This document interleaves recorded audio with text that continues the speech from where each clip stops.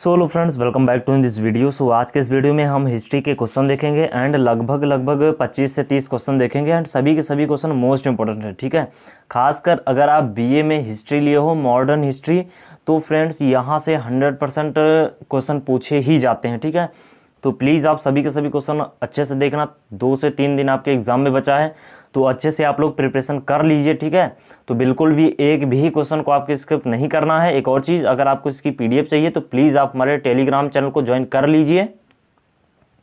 ठीक है, कैसे ज्वाइन करोगे? सर्च करना है टेलीग्राम पर इम्प्रूव हिस्ट्री मैथ 2। जैसे उसे ज्वाइन करोगे आपको पीडीएफ विथ आंसर मिल जाएगी एंड साथ ही साथ आपको वीडियो की लिंक भी मिल जाएगी। ठीक है, या फिर आप डिस्क्रिप्शन बॉक्स में जा सकते हो, वहाँ से आप पीडीएफ डाउनलोड कर सकते हो। ठीक है, क्योंकि वहाँ पर भी टेलीग्राम चैनल का लिंक आपको मिल जाएगा। तो चलिए स्टार्ट करते हैं आज के सेशन को एंड ये सभी के लिए इंपॉर्टेंट है, यूजीएटी, पीजीएटी, एलएलबी, बीएलएलबी सभी के लिए। ठीक है, तो प्लीज़ सभी लोग अच्छे से देखना। कह रहा है कि कथन दिया है यहाँ पर कि 1928 में लाहौर में लाला लाजपत राय ने के नेतृत्व में साइमन कमीशन का विरोध आयोजित किया गया।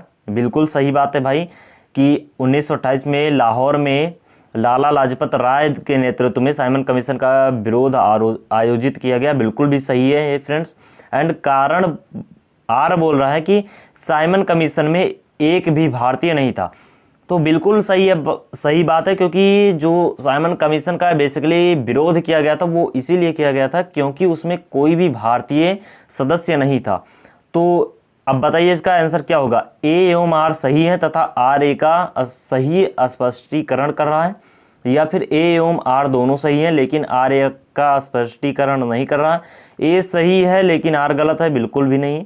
ए गलत है लेकिन आर सही है, बिल्कुल भी नहीं। देखो फ्रेंड्स, यहाँ पर ये भी सही नहीं होगा क्योंकि ए जो मतलब आर जो है वो ए का स्पष्टीकरण कर रहा है कि ये क्यों घटित हुआ, ये बता रहा है। ठीक है, तो इसलिए इसका राइट आंसर हो जाएगा ऑप्शन नंबर ए। तो कारण एंड निष्कर्ष यानी कि कथन एंड कारण से फ्रेंड्स क्वेश्चन आते हैं, तो प्लीज़ आप देख लेना। ठीक है, चलिए नेक्स्ट क्वेश्चन है। कह रहा है कि व्यक्तिगत सत्याग्रह में विनोबा भावे को प्रथम सत्याग्रही चुना गया था, दूसरा सत्याग्रही कौन था? यहाँ पर पूछ रहा है कि पहला तो चुना गया था किसको? विनोबा भावे को, लेकिन यहाँ पर पहला नहीं पूछ रहा है, पूछ रहा है कि दूसरा बताइए। तो सरदार वल्लभ भाई पटेल थे, पंडित जवाहरलाल नेहरू थे, या फिर सी राजगोपालाचारी थे, या फिर डॉक्टर राजेंद्र प्रसाद थे। तो अगर हम बात करें फ्रेंड्स दूसरा सत्याग्रही, तो वो थे पंडित जवाहरलाल नेहरू। ठीक है, आई होप आप समझ गए होंगे। तो फटाफट से इसका आंसर आप कमेंट बॉक्स में कर दीजिए, ऑफलाइन एंड ऑनलाइन दोनों कमेंट में। ठीक है, एक और चीज़, सुबह वाली अगर वीडियो नहीं देखी तो प्लीज़ देख लेना, जिसमें मैंने हिंदी के क्वेश्चन कराए हैं, लगभग 24 क्वेश्चन है। ठीक है, वर्णमाला से, तो बहुत ही इंपॉर्टेंट क्वेश्चन है, जाकर आप देख लेना फ्रेंड्स। ठीक है, एंड हो सकता है शाम को आपको क्वेश्चन मिले भूगोल के एंड पॉलिटी के, तो वो भी देख लेना, मोस्ट इंपॉर्टेंट है, खासकर अगर आप बीए में भूगोल या फिर पॉलिटी लिए हो तो। अच्छा, एक स्टूडेंट पूछ रहे थे कि मतलब हॉस्टल फीस कितनी होगी या फिर वहाँ की मेस यानी कि खाने में क्या रहेगा, ये सब बता दीजिए। तो देखो मैं अभी तो मतलब हॉस्टल फीस का तो वीडियो ऑलरेडी बना चुका हूँ, कितना नंबर पर हॉस्टल मिलेगा, हॉस्टल की फ़ीस वहाँ पर कितना रहती है। तो प्लीज़ आप सर्च कर लेना hostel fees by improve history math 2, तो आपको मिल जाएगा, प्लीज़ उसे देख लेना। ठीक है, या फिर हो सकता है मैं आपको बता भी दूंगा, लेकिन जब आप लोगों का एग्जामिनेशन ये कंप्लीट हो जाएगा फिर मैं आपको बताऊँगा। ठीक है, बट आप लोग अच्छे से अपना प्रिपरेशन करते रहिएगा ताकि आप लोग अच्छा नंबर लाओ। ठीक है, हॉस्टल आपको मिल जाए। चलिए 132 क्वेश्चन कह रहा है कि निम्न आंदोलनों में से किस एक के साथ अरुणा आसफ अली का संबंध भूमिगत कार्यालयों के महिला संगठनकर्ता के रूप में था? सविनय अवज्ञा आंदोलन, असहयोग आंदोलन, भारत छोड़ो आंदोलन, या फिर स्वदेशी आंदोलन?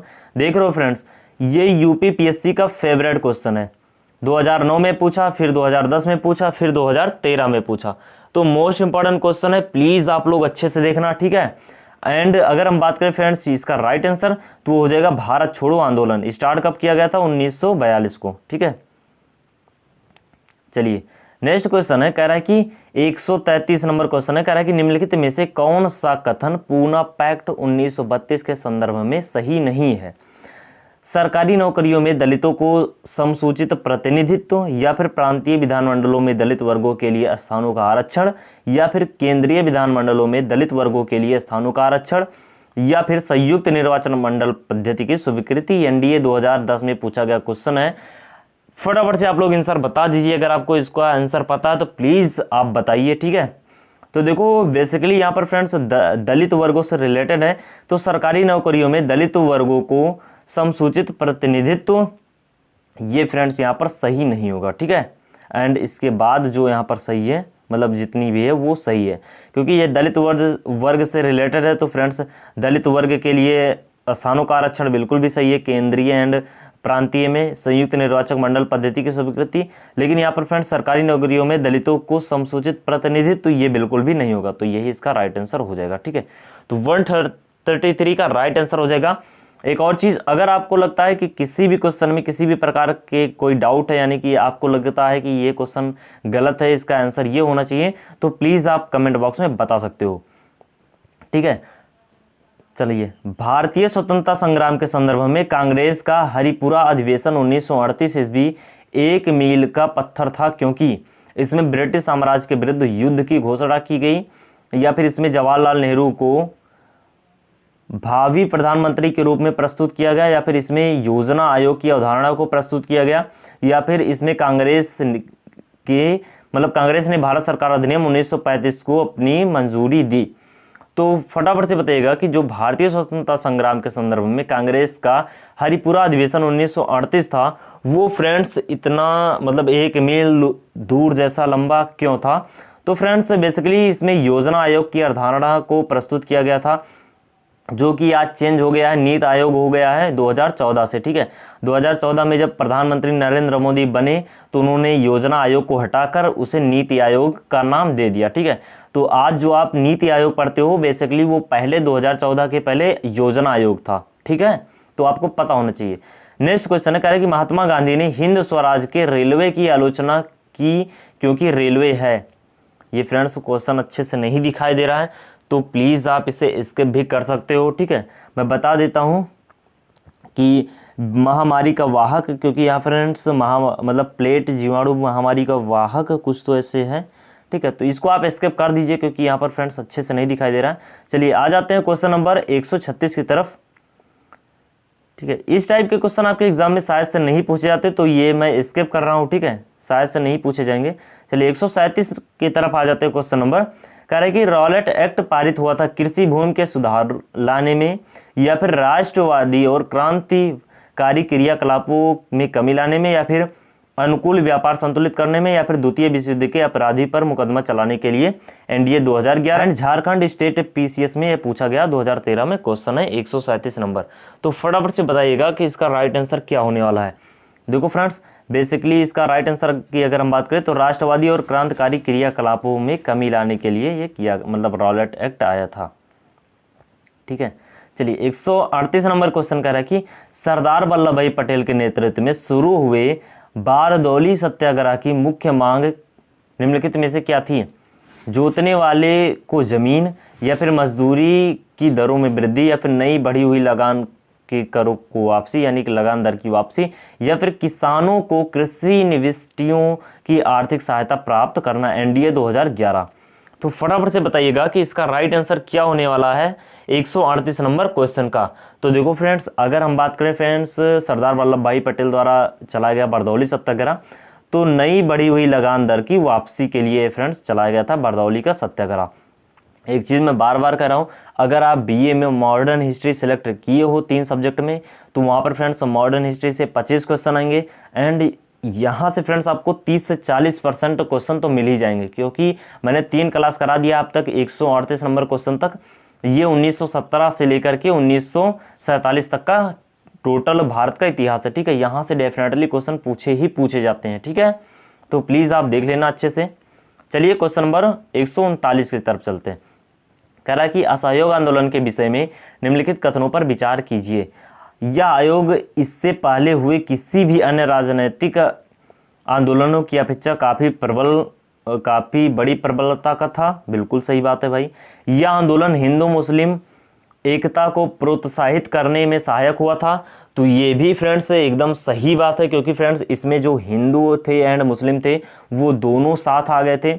यह आंदोलन राष्ट्रवाद, मध्यवर्ग राजनीति, धर्म का मिश्रण था? नहीं भाई, ठीक है, श्रमिक वर्ग और श्रमिक वर्ग का मिश्रण था, तो ये बिल्कुल भी नहीं होगा, ठीक है।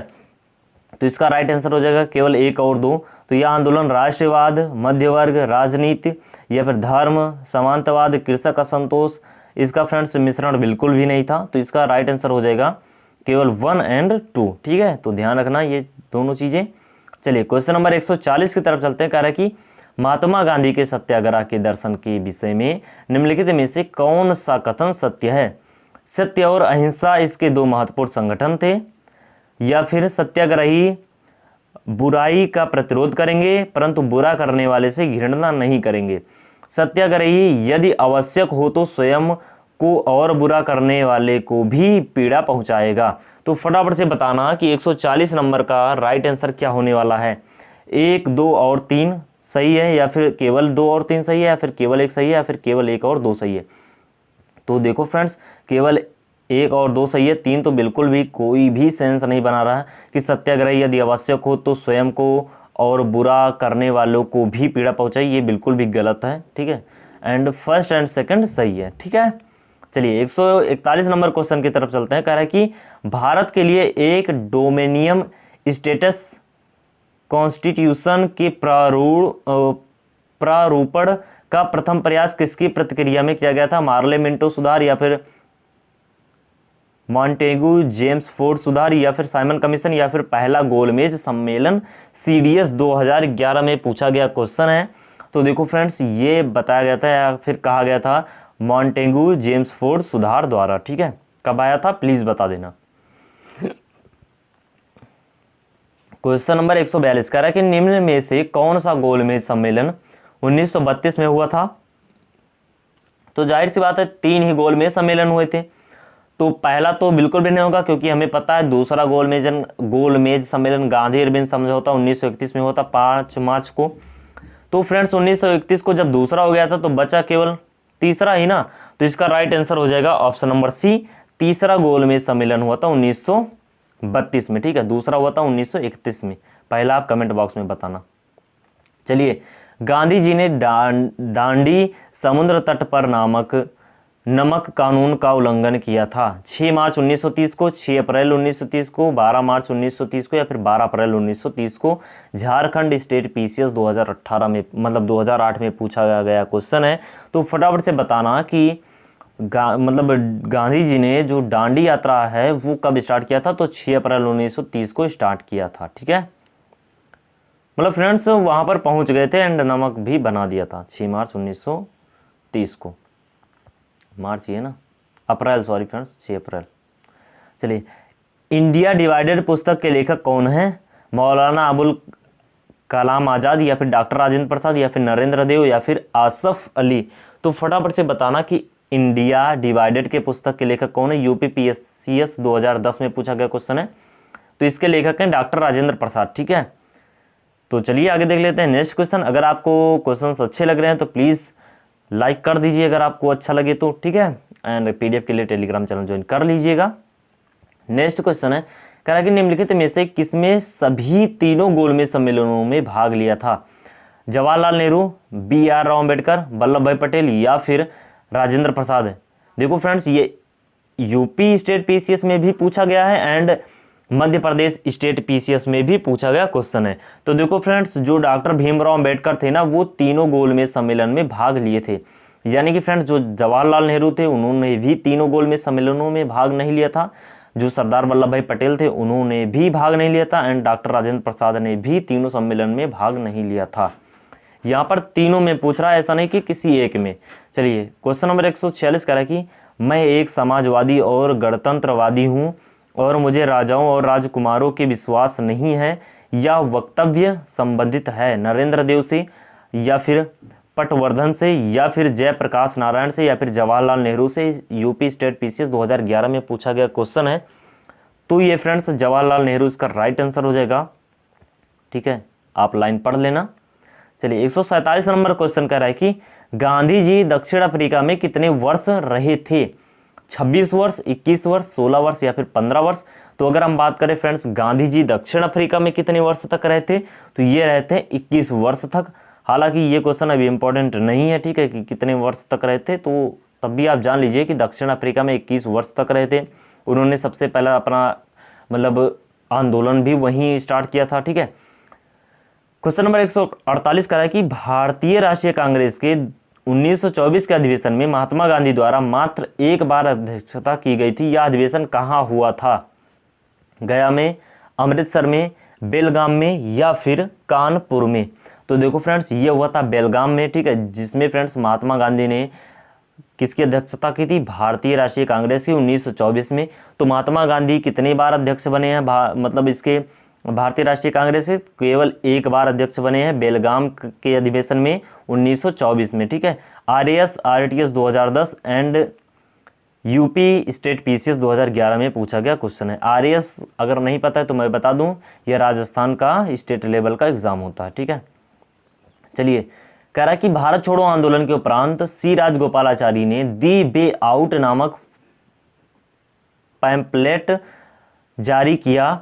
निम्नलिखित में से कौन सा एक प्रस्ताव इन पैम्फलेट में था? तो फटाफट से बताना। ये फ्रेंड्स मैं ऑप्शन नहीं पढ़ने वाला हूँ। ठीक है, तो देखो फ्रेंड्स, अगर इसकी आंसर की हम बात करें तो संवैधानिक गतिरोध का हल, ये फ्रेंड्स इसमें था। ठीक है, आप देख लेना, नहीं तो ये काफ़ी लॉन्ग हो जाएगा। चलिए, नेक्स्ट क्वेश्चन है 150 नंबर। कह रहा है कि निम्नलिखित में से कौन क्रिप्स मिशन के साथ कांग्रेस के आधिकारिक वार्ताकार थे? महात्मा गांधी एवं सरदार पटेल, या फिर आचार्य JV कृपलानी एवं C राजगोपालाचारी, या फिर पंडित जवाहरलाल नेहरू एवं मौलाना अबुल कलाम आज़ाद, या फिर डॉक्टर राजेंद्र प्रसाद एवं रफ़ी अहमद किदवई? ये शायद से हो गया है क्वेश्चन, बट फिर भी देख लीजिएगा। तो पंडित जवाहरलाल नेहरू एंड मौलाना अबुल कलाम आज़ाद ये थे। ठीक है, तो इसका राइट आंसर हो जाएगा ऑप्शन नंबर C। चलिए, क्वेश्चन नंबर 151 की तरफ चलते हैं। कह रहा है कि भारतीय स्वतंत्रता आंदोलन के संदर्भ में उषा मेहता की व्याख्या है, मतलब ख्याति है। तो भारत छोड़ो आंदोलन की बेला में गुप्त कांग्रेस रेडियो चलाने हेतु, या फिर द्वितीय गोलमेज सम्मेलन में सहभागिता हेतु, या फिर आज़ाद हिंद फौज की एक टुकड़ी के नेतृत्व करने हेतु, या फिर पंडित जवाहरलाल नेहरू की अंतरिम सरकार में बैठक की सहायक भूमिका निभाने हेतु? तो ये फ्रेंड्स UPSC 2011 में पूछा गया क्वेश्चन है, जो कि भारत का सबसे बड़ा एग्जाम होता है, उसमें पूछा गया क्वेश्चन है। तो इसका राइट आंसर की अगर हम बात करें तो ये हो जाएगा फ्रेंड्स, भारत छोड़ो आंदोलन की बेला में गुप्त कांग्रेस रेडियो चलाने हेतु उषा मेहता संबंधित है। ठीक है, यानी कि उनकी ख्याति वहां पर, ख्याति इट्स मीन की फेमस आप बोल सकते हो। वे राष्ट्रीय नेता कौन थे जो 1925 में सेंट्रल लेजिस्लेटिव असेंबली के अध्यक्ष निर्वाचित हुए थे? मोतीलाल नेहरू, या फिर CR दास, या फिर वल्लभ भाई पटेल, या फिर विट्ठल भाई पटेल? तो फटाफट से बताना, UPPCS प्री में पूछा गया क्वेश्चन है। तो 152 नंबर क्वेश्चन का राइट आंसर क्या होगा, फटाफट से बता देना। तो देखो फ्रेंड्स, विट्ठल भाई पटेल इसका राइट आंसर हो जाएगा। ठीक है, सेंट्रल लेजिस्लेटिव असेंबली 1925 के अध्यक्ष निर्वाचित हुए थे। ठीक है, चलिए आगे देख लेते हैं नेक्स्ट क्वेश्चन। तो नेक्स्ट क्वेश्चन आपको यहाँ पर फ्रेंड्स सही ऑप्शन को सेट करना है। तो सूची 1 दिया है, कांग्रेस अध्यक्ष एंड अधिवेशन स्थल। तो बताना है कि किस अधिवेशन में कौन से लोग अध्यक्ष थे। तो डॉक्टर MA अंसारी कहाँ के मतलब अध्यक्ष थे, या फिर सरोजिनी नायडू, सुभाष चंद्र बोस? तो अगर हम बात करें फ्रेंड्स इसके राइट आंसर की, तो सबसे पहले देख लेते हैं यहाँ पर फ्रेंड्स कि इसका ऑप्शन क्या है। ठीक है, इसका ऑप्शन ही नहीं है, तो प्लीज़ आप इसे अच्छे से आप लोग रिलेट कर लीजिएगा। ठीक है, ऑप्शन ही नहीं दिया है तो मैं क्या कर सकता हूँ। चलिए 154 नंबर क्वेश्चन की तरफ चलते हैं। यहाँ पर आपको बताना है कि फ्रेंड्स, कह रहा है कि निम्नलिखित में से किस आंदोलन ने महिलाओं को घर की चार दीवारी से बाहर निकाला? नीचे दिए गए कूट से सही उत्तर चुनिए। स्वदेशी आंदोलन, होम रूल आंदोलन, या फिर असहयोग आंदोलन, या फिर सविनय अवज्ञा आंदोलन? तो देखो फ्रेंड्स, होम रूल लीग आंदोलन। तो फ्रेंड्स आपको लग रहा होगा कि ये इससे रिलेटेड है, यानी कि फ्रेंड्स होम रूल तो महिलाओं से रिलेटेड है। लेकिन फ्रेंड्स यहाँ पर अगर हम राइट आंसर की बात करें तो हो जाएगा ये केवल और केवल असहयोग आंदोलन एंड सविनय अवज्ञा आंदोलन। असहयोग आंदोलन कब स्टार्ट हुआ था प्लीज़ बता देना, इतना बार मैंने बताया है तो प्लीज़ आप कमेंट बॉक्स में बताना, ठीक है। तो अभी आगे और क्वेश्चन है, लेकिन आज की वीडियो में रखते हैं इतना ही, ठीक है। आगे हम नेक्स्ट वीडियो में देख लेंगे 172 नंबर क्वेश्चन तक। तो अगर आपको PDF चाहिए तो प्लीज़ आप टेलीग्राम चैनल को ज्वाइन कर लीजिए, इम्प्रूव स्टडी मैथ 2, ठीक है। तो बस फिलहाल वीडियो में रखते हैं इतना ही, मिलते हैं नेक्स्ट वीडियो में, तब तक के लिए बाय बाय, टेक केयर, जय हिंद, पढ़ते रहिएगा, ठीक है ना।